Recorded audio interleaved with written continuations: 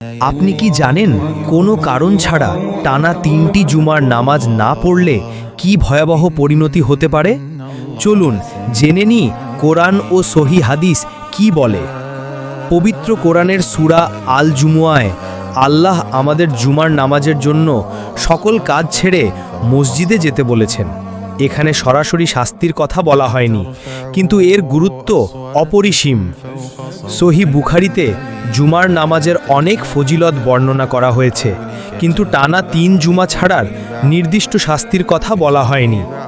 কিন্তু সাবধান, অন্যান্য সহি হাদিসে রাসূলুল্লাহ সাল্লাল্লাহু আলাইহি ওয়াসাল্লাম কঠোরভাবে সতর্ক করেছেন। তিনি বলেছেন, যেই ব্যক্তি অবহেলা করে পরপর 3টি জুমা ত্যাগ করবে, আল্লাহ তার অন্তরে মোহর মেরে দেবেন। অন্তরে মোহর মেরে দেওয়ার অর্থ হল হেদায়েতের দরজা বন্ধ হয়ে যাওয়া। আল্লাহ আমাদের সবাইকে এই ভয়াবহ পরিণতি থেকে রক্ষা করুন।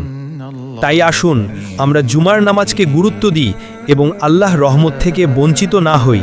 ভিডিওটি শেয়ার করে অন্যদেরও সতর্ক করুন।